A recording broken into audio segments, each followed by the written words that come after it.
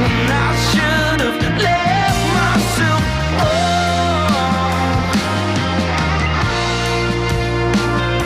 But I couldn't have, oh no, I couldn't have. I always open my gut when I shouldn't have, oh no, I shouldn't have.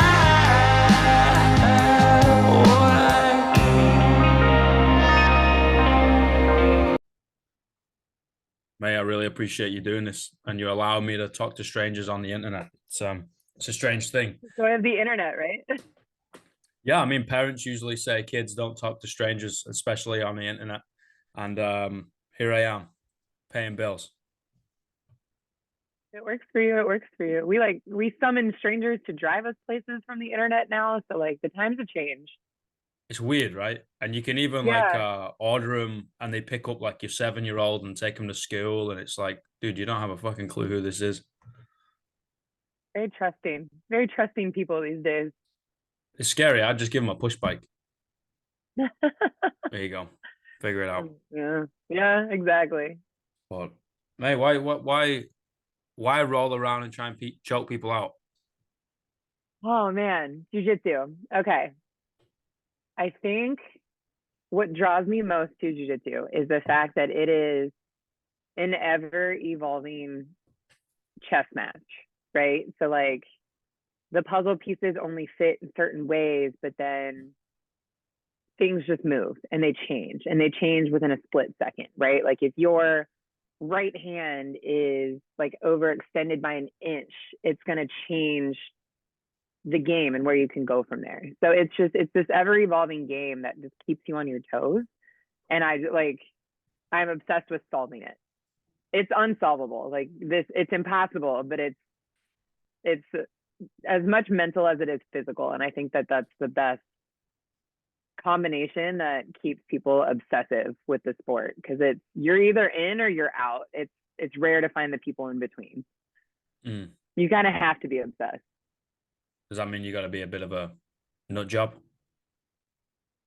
Oh yeah, we're all insane. I saw a quote the other day that was like, jiu-jitsu is the sport that has like the most clinically insane people in it. Like we're all just a little obsessive, and you know, it works for us. There are a few crazies here and there, but you know, like we're obsessed with the physicality of it. Like you're literally trying to break another person's spirit or limbs or both. And so it's really fun to be a part of and try to figure out day in and day out. I think the average folk would hear the word obsessive or obsession and be like, oh, that's a negative thing, right? We have to like run away from it. And I think we're all going to be addicted to / obsessed with anything, you know, like we are going to be held by the balls by something. And if it's going to be constructive rather than destructive, then I would say that would be a good thing, you know, like let's go learn the physical realm of chess, i.e. jiu-jitsu. Let's go learn pottery or painting or swimming or whatever, right? Rather than like the end of a bottle, slashing yourself, gambling, whatever it may be. And it's funny that you use that comparison of like jiu-jitsu is like fucking the nutters. Because I had a question late last week on this thing, and the bloke was an ex-runner, good guy. And he turned around and said, well, I coach CrossFit, right? And he was like, well, is there a big correlation between like people with addictive personalities and people who do CrossFit? And I was like, yes. Like they are fucking nuts. And once you kind of understand that, you know, you can work with it rather than like working against ourselves all the time, you know? Well, and like think about it too. And like CrossFit's a great example, like any sort of like niche sport community. So jiu-jitsu, CrossFit, rock climbing experiences it too, but it's just you are not only obsessed with getting better, but it turns into your social life too. Yeah. So if I miss a week of training, I'm like, what are my friends doing? Because all of my friends are through jiu-jitsu at this point. You know, the very few that I have that don't train, you know, like they're few and far between. So it's like your social aspect. For a lot of people, it's, you know, their partners train too, or whatever sport they choose. You know, you're getting your workout in. And it's all encompassing that it's hard to not be obsessive because it's factored into every point of your life. And like a lot of us work in the sport too. So it's like, all right, it's my job, it's my relationships, it's my friendships, it's my physical training, it's my mental training. So it's just like, well, it's kind of nice for like a one-stop shop. I just get everything I need from this little hole in the wall of a gym. And then you have a conversation with somebody who isn't With a connected normie. to it. As a normie, yeah, as a normal human being, quote unquote, whatever the fuck that is. And they're like, oh, what do you like to do? It's like, what do you mean? I train. I do, yeah. What do you do outside of jujitsu? I don't. I don't know. I lie If I'm not down at and jujitsu, I'm sleeping. You know. eat snacks and watch Disney movies or some shit. You know, like that's kind of gonna be it. You know? Yeah, I call it shitbag Sunday. I get home from training and like that's the rest of my day to just like order food, have the Netflix on, and just do nothing. Shitbag Sunday. Brainless Sunday, shitbag Sunday. Because you feel kind of like a shitbag by the end of it. You're like, damn, I didn't do anything today. It's like, no, it's okay. It's okay. But yeah, the people outside of the sport, they struggle to understand. Have you ever had a gains bowl? Oh, what? Gains bowl. So there's like, so we used to do the same thing, right? Just be fucking fat bastards on a Sunday. Sunday. Again, it's what it's for. You know, we're going to church, i.e. the fridge. And there's two ways you can do it. You know, you can put your protein and your fucking yogurt, and you can put all the toppings. Oh yeah, right? yeah. You can do that way, but that's for the amateurs. If you want the pro levels, the pro leagues, you get a pint of Ben and Jerry's, right? And you fucking tip it into the bowl, and you get some whole milk, and you pour it so it's halfway, and then you put some cookies on top. It's about 3,000, about 3,500 calories. It's disgusting. Like if you are a little like lactose intolerant, you will shit yourself. But it sounds so good. You lift big. You know, the next week you're PRing. You know, you're like, this is fantastic. But your veins are popping. You're like, look at my pump. Oh yeah. But you do 2 burpees and you're fucking throwing up. You know.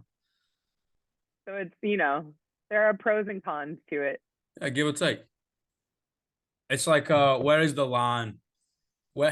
So we get into sport, physical fitness, health, whatever the fuck it is. It's like, well, where is the line where it is no longer health? And it's now we're pursuing things that have like they're now dumb. We shouldn't be doing this, guys. We're now going to come out in a worse state than when we entered this arena. And I was like, well, I think we are looking at that in the rearview mirror a long time ago. Yeah, and that's like the people who like do really drastic weight cuts for like jujitsu tournaments too. I'm like, you're just hurting yourself in the long run. Like you're gonna go in there, you're gonna kill yourself, you're gonna be dehydrated, you're not gonna have any nutrients in your body. And then you're gonna go try to fight somebody who like is hydrated, who is fed, and like has energy pumping through their veins. Like you're just setting yourself up for failure at that point. Just like stop. Don't do it this way. Do it this way. Do you do it morning off? Do you weigh the morning off? You weigh in, so it depends on the tournament. So I compete for IBJJF a lot. And so what happens is as the day progresses, eventually your name pops up on the board. And once your name is on like the big screen and it's red, you can check in for your match, meaning you weigh in, but you weigh in all of your gear. So your gi, your belt, whatever you're wearing underneath, all that stuff. And then so you have to be on or underweight and you can compete within 10 minutes of checking in. So like those drastic weight cuts that some people do for IBJJF are pointless because you only have 10 minutes to rehydrate. Like there's no fucking way. It's not gonna happen. And like that's my background is exercise physiology and kinesiology. So it's like you guys are dumb as shit if you keep trying to do this. Like there's not enough time to get anything into your body for you to be remotely ready to fight another human being. Yeah. So, and you can see who it is too, because like as soon as they see the number on the weight, like on the scale clear, they're like chugging a Pedialyte. And I'm like, well, now you're gonna go throw all that up on the mat too. Like there are ways to do this, you guys. Stop. But there are some tournaments where you can weigh in the day before. So that's a little different, right? Like you have 24 hours to refeed, to hydrate, to put something back in your system so you don't die out there, I guess. You can do some damage in 24 hours. You really can. Like look at UFC. I think it was Alex this past week. He gained like 27 pounds in 24 hours or something. I was like, I can't do that. The body dysmorphia would be too real for me. So like, Yeah, I can't yeah. do that. But like, props to those who can. But yeah, 24 hours, man, like you can easily gain like 7, 8 pounds back. Hmm. But like, you got to die that week leading up. And it's never worth it to me, in my opinion. I agree. Even in, the weight-based sports, powerlifting, weightlifting, people trying to make Hmm. drastic weight cuts. I'm like, that's not gonna work, guys. Like, you're just gonna fucking drag ass for 5 days, 3 days, however long, a week maybe, and you're like, then you're gonna get up. It's like, you have to subjugate yourself to an insane amount of load. I was like, you can barely like stand up without passing out. How are you gonna stand up Yeah. 300 kilos? Like, it's crazy. Like your muscles are depleted. There's nothing in them to do shit for you. Like, good luck. And then they wonder why, like 2, 3 weeks, they're just neurologically slapped. It's like, oh my God, like I'm shaking. I can't stand up. I'm doing this. And I think, yeah, you fucked up the system, mate. You are now in the Yeah. fun zone. You got to look after yourself, The fun zone. Yeah. I think majority of people in like the weightlifting world and the jujitsu world, wrestling, whatever, like they don't know the science behind it. And they don't necessarily like care to know the science behind it. They're just like, all right, well, if I don't eat, I get smaller. Yeah. Cool. And I'm like, no, no, no, no. There's so much more to it than that. And so I appreciate like the popularity that like nutritionists, like combat sports nutritionists are getting nowadays because people really need it. Yeah. People are really dumb. Yeah. And I'm like, there are ways you can do this in a healthy manner. Let's explore those options rather than starving for a fucking week. Yeah. There's a reason why those jobs exist. Exactly. You know what I mean? Exactly. You kind of Yep. fucking pay for them. Like, listen to them. And I think it's Yep. great, because especially powerlifting scene and now especially jujitsu as well, like it feels like there's a hell of a lot more people giving it a bash. Like let's go try it. They go to the local gym and they're giving it a crack. And I think it's fantastic, right? You also get the other end of the spectrum where it's like, well, I saw one post and I half read it on Instagram, and it's like, well, now I'm like the equivalent of like a fucking brown belt or something, or I'm the equivalent of like a provincial champion or whatever it is, right? And you're like, well, you're an idiot, all right? For Yeah. one, like you are literally going to fucking hurt yourself. Like there is no other way about it. You will hurt you and the people that you're gonna give advice to, and it's like, how do we address it when we're in the scene? Do you absolutely bear down on them like a sack of potatoes and just be like, you're a cunt, stop fucking doing that? Or do you Yeah. go for a little bit of a softer approach? I don't know the softer approach, Kels. I'm not going to lie to you. Like, usually I think it depends on who it is. Like if it's some like gym bro meathead who's trying to talk to me about like what I live and breathe, I'm gonna be like, you're fucking dumb. Like, Yeah. let me explain to you why you're fucking dumb. And like, Mm. I'll lay it on him. If it's like one of my sweet angel girls who train and they're like, hey, I saw X, Y, and Z on Instagram. Can I ask your opinion on it? Like, I'm gonna take a much softer Yeah, approach yeah, with yeah. them because like those are my babies, right? But if it's one of these fucking idiot dudes walking through the door, I'm gonna bash the shit out of them and be like, you're so fucking stupid, and here's why. Mate, how do you find coaching? You do coaching, right? I do. I coach a lot. How do you find it? It's The interaction between people. I typically I coach kids. I coach Love a that. lot of like fundamentals classes. And then I coach a lot of women. So that's kind of like my niche population. And like the kiddos fucking riot. Like they are so fun to coach because you see the little light bulb moments for them so much more often than you do for adults. And they are still like enamored with the idea that like this is a sport, right? Like they're in there just like playing around with their friends, but they think it's just fun. Whereas like adults are like, I have to be a world champion, or Yeah. like I have to beat the shit out of this guy over here. Like it's such a different mindset that they have when it comes to jiu-jitsu. Like it's still just so fun for them, as opposed to like when I'm in training camp for a competition, like I'm a bitch and I know this. And like I warn everybody around me, like, hey, camp starts Monday, you guys. Apologies in advance. But it's like they never experience that. And so they're just fun. They're fun. Fundamentals is really fun because people are brand freaking new to the sport. And so you can show them the most basic of basic shit and it's mind blowing for them. They're like, oh my God, you can do this. And I'm like, you guys, like jujitsu is just physics. Like it's physical physics, period. But like the smallest things are so cool to them that I'm like, I love this. And then women are obviously like my soft spot in the sport because jiu-jitsu is such a male dominated sport still. It's like, I don't know, 85% dudes. And so like having other women on the mat is really special. And so I take that responsibility really seriously. Like those are my ladies, and like don't even look at them the wrong way or I'm gonna try to beat the shit out of you. Like those are my women. But yeah, so it's fun coaching the different populations because it's a different hat that I have to wear for everybody. Like kids coach Kelsey is very different from like fundamentals coach Kelsey, and I have like a 5-minute window to make that change most days because the classes are back to back. And so I'm like, all right, we're not having like super fun anymore with the kids. I'm like, we're getting to work with the adults. So it's fun. It's like borderline schizophrenia, right? Because you're coaching just different populations of people who need a different coach. Yeah, I relate to that so fucking hard. Yeah, and if anyone's fucking the cunts across the years that I've coached are listening to our conversation, they'll be like, yeah, this bloke is fucking off his rocker. You know, and you have to like kind of change the hat and I guess switch the personality a little bit. You know, you still gotta be authentic and allow yourself to shine through. It's like Coach Kels is different than Coach whoever, right? But the kid in front of you shouldn't be hearing you're a cunt, do better. You know, like that's been a really hard part of coaching because I swear like a fucking sailor, and I'm like, you can't do this in kids class. Oh shit. And then you're like, shit, I'm sorry, shit. Fuck. You have Tourette's for like 10 minutes and you're like, I will never recover from this. I'm so sorry, you guys. Well, you know, you can just blame your hair color or something, you know, it's fine. Like we Maybe get I'm a away with some blonde, I'm things. stupid. You know, we get away with things.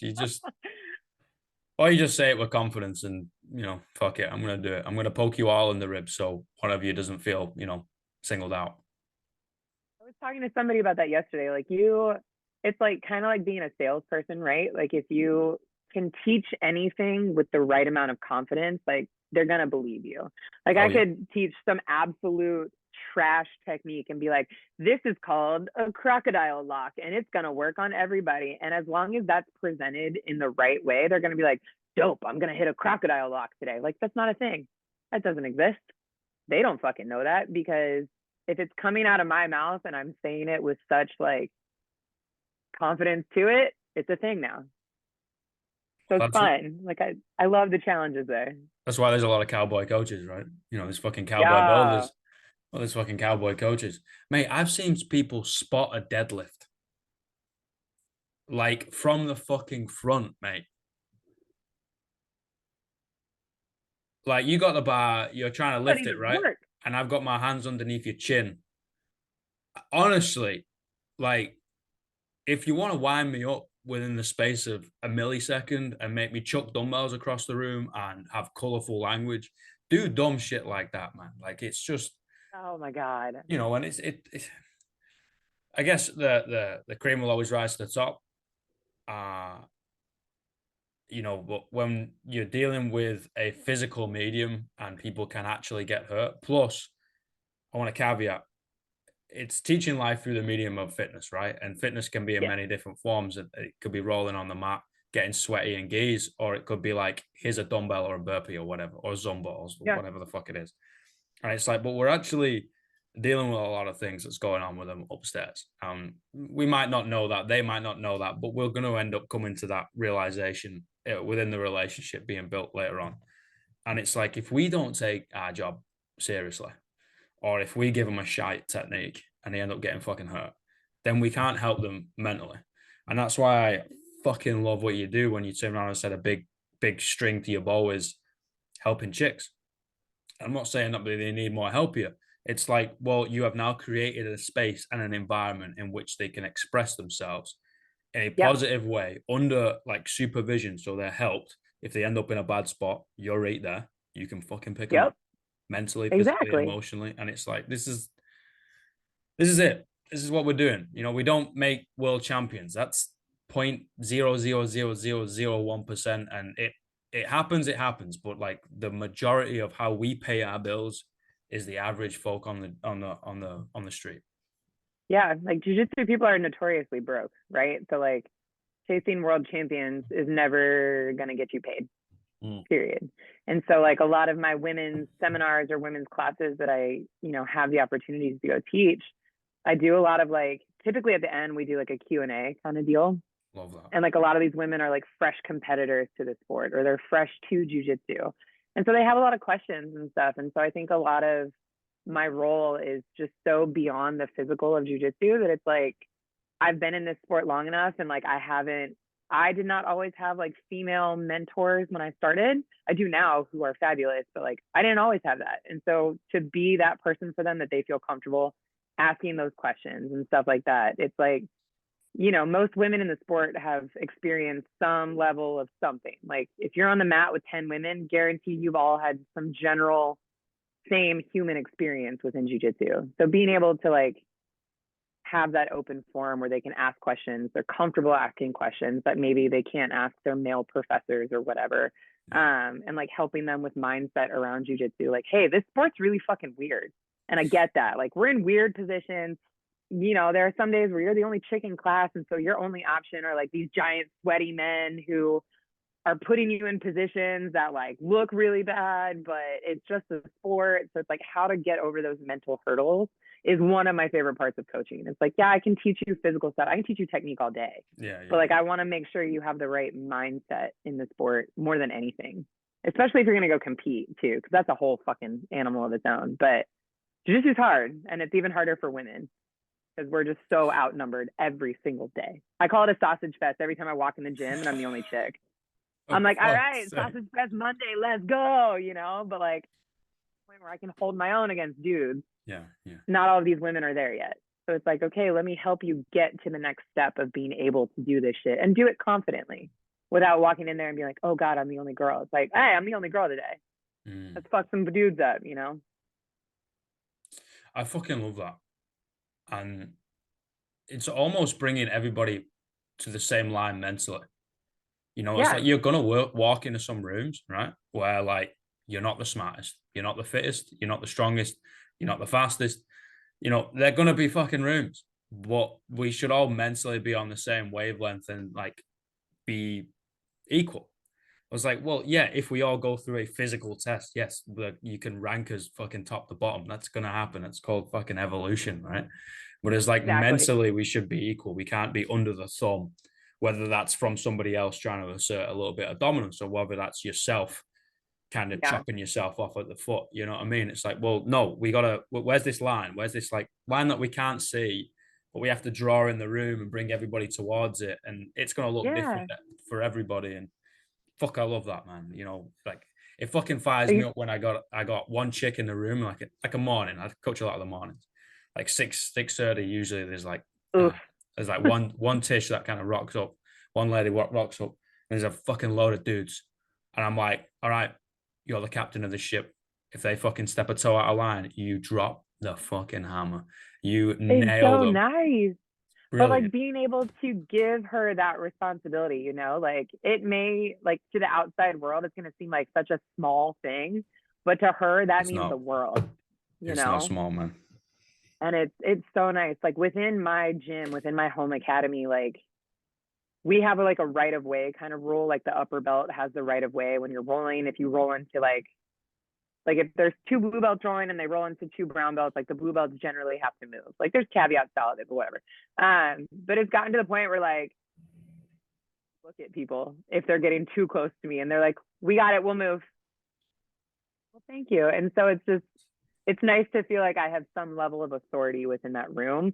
And like we're majority dudes. And like these dudes have so much respect for me as a female that I'm like, this isn't just given. And I don't ever want to like not be appreciative of that. Like I earned my spot to be here kind of deal. And it sucks that we're still in that environment, right? Like you have to earn the respect of your teammates. But if I can help other women get to that point, like I'm going to do everything I can for it.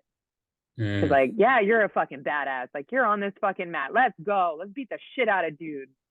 And it's just fun. And you've earned the same level. You know what I mean? You're not Yeah. capped. It's like there's not a ceiling that you can hit just because of what's between your legs. You know, it's like that Yep. doesn't. Again, I got a pea brain. I'm very I unevolved, love it. Kels. You know what I mean? Like that's the sailor's fucking mouth, and I'm like, what happens if I pick something really heavy up and walk as long as I can with it? What happens? You know, just like a dumb shit. And like, it doesn't make sense to me. If somebody is physically capable, you know, then the outcome should be the fucking same in terms of like reward. You know, so it's like, okay, well, if we have, it's it's almost like we're in a boat, right? The community is the boat. We got the rudders. We're steering it, but the people within the room and the members and the athletes and whatever you want to call them, the clients, but I fucking hate that word. They're rowing it. They're rowing the boat. They're fucking moving it. But it's up to us to bring it in the direction it needs to go. And if we leave it, right, it will fucking roll into a rock and it will bloody break itself. Yeah. And we got to steer it into the right direction. So it's like, no, here's the line. You know, like if you're late, I'm gonna fucking lay into you as much as the next person. You know, I'm real bad with that, mate. I'm real bad with it. It's not good. I'm always fucking late. Oh, I would fucking nail into you, mate. Never to my own classes, but like when I'm going to like train for myself, I'm like, I'll be there when I get there. Like 1 minute late, I'm fucking stopping what I'm saying, and I'll be like, "What the fuck are you doing?" Obviously, Other people. tongue in cheek. Like, I would rather you rock up 30 minutes late, and I actually see you than like, oh, I'm gonna be 30 seconds late. I can't go in because Al's gonna fucking scream at me. I was like, no, you know, come on in. But again, it goes to let's draw a line. You're gonna rip into me for having odd socks on. I'm gonna rip into you for whatever comes to mind, and we're all Yeah. equal. You know, Yep. it's a leveler. There is no Yeah. prejudice within this room, and you know, you could be world champion, and I could never even rolled around before, but we're gonna be the same. Yeah. In a way. Yep. It's funny too because like still such bro culture, right? And like bros Yeah, just like roast the shit out of each other. And so we have one guy at our gym. He is also a stand-up comedian, but like he holds back on nobody. Like it doesn't matter if it is your first day, you are some tiny white belt chick. Like he's gonna roast everybody, and it's one of his ways of just like bringing everybody into the fold. Like nobody's special, nobody's exempt. We're all in here to like fight people and have a community. So it's like we're also all going to roast each other and have a community. Like nothing's off limits. And I love that. We also aren't like a group of really sensitive people. Like there are a lot of really bad jokes that float around that place, but like we all just kind of take it in stride and we're like, cool, he roasted me today. He's roasting this guy yesterday and that chick tomorrow. Like it's great. I love it. We're all equal. Precisely. We all suck, apparently. It builds a little bit of confidence within the community and a bit of cooperation. And guess what? Like I would bet both my bollocks that if I walked into that gym and just acted like Billy Big Bollocks and I'm as an outsider, he would turn around and defend them all to the heavens. You know what I mean? It's like, well, no. These are our people. And we are all gonna fucking do this together. We're all gonna get a little slice of humble pie, you know, no cutlery. We're gonna go in face first, get all over your face, you know, and yeah, I'm in. I'm fucking in. You know, it's gonna suck. But guess what? I'm gonna look at you at the end of it and be like, I respect the shit out of you because you got off your couch. You know, you fucking rolled around. You might have got your ass kicked today.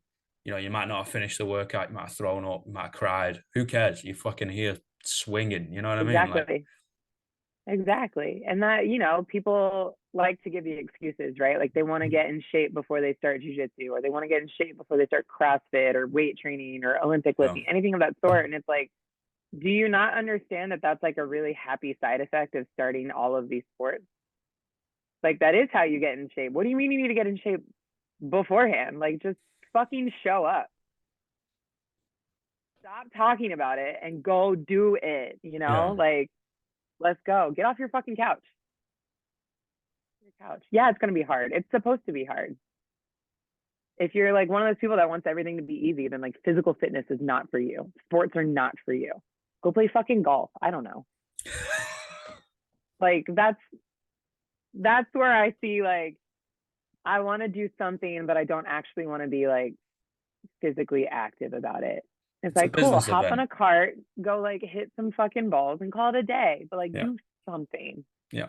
Something kills me. Fucking kills me. It's a fucking business event. You know what I mean? It's Yeah. leave your tape measures at home, lads. You know, if you want to fuck each other, just start doing it. That you don't have to try Yeah. and put balls in holes and fucking, walk around with a caddy and shit. Like, and pay thousands of dollars a year to do so. That ain't gonna happen, Kels. I'm gonna be No. in a grungy underground pool hall. I'll be like 15 beers deep. You know what I mean? I'll be talking to everybody, and I'll be like, "I'll see you in the morning," and I'm gonna go fucking lift heavy or do some disgusting workout. Because life's for the Yep. living, mate. You know what I mean? Exactly. Fuck it. What my like new phrase for 2024 has essentially been like, fuck it, we ball. And Fuck it's it, we like, ball. fuck it, we ball. So like situations, like if it's a cool offer that you're like wavering on, it's like, fuck it, go, do it. Cause we're not getting any younger. We only have so many years that we're going to be capable of doing this to the level that we're doing it. So it's like, why not take every opportunity that's put in front of your face? What's stopping you? Money, make it back later. Like I refuse to sit here and be like, oh, excuses, man, whatever. It's like, if you can make it work, make it work. I'm such a hard ass. I'm stubborn, but I'm motivated. Oh, fuck it, we ball. Ball. We ride it dawn, That's like every tournament I approach, I've like gotten to be on the microphone for a couple different events so far this year, which has been really cool. But like the initial offers for it, I was like, oh, that's kind of scary. And then I'm like, but why? Come on. Fuck it, we ball. Let's go. Like, so it kind of just takes like that thought process out of things where it's just like, it's like YOLO. Just go. Yeah. Who cares? Fuck it. Fuck it. And fuck Fuck what they it. think, mate. They. Like, we They. fucking know who they are. Who the fuck cares, man? Exactly.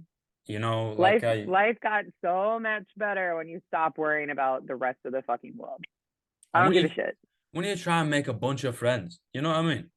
Like, everybody wants their fucking Facebook friends to look at and be like, oh my God, we have so many memories together. I was like, go fuck yourself. No, you don't. I don't You give a bet shit. you don't even know who they are. You know what I mean? You had a little browse once, you thought they had nice tits, and then you sent a friend request, and that's it. Like, you don't even That's know who the it. fuck they are.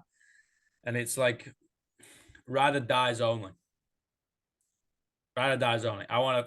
If you get a phone call at like fucking 3 o'clock in the morning, I get a phone call 3 o'clock in the morning. You go, Al, something's gone down. I need a no questions asked. I'm like, all right, send coordinates. Like, I'm there on a fucking rubber dinghy paddling. I'm there. Ride or die, mate. You know what I mean? Surround myself with the people who are gonna help me hide a body. You know what I mean? Like, wait, hold on a minute. We're and recording. We're recording. Let me go. I'm fucking weak. But like the true ride or dies, right? Like the people who are gonna speak your name in a room that you're not in, and like speak positively of you behind your back to a group of people or to a group of opportunities that could be a good fit for you, right? Like I want those people because that's what I'm going to do for my people. I want to make sure they're doing it for me too.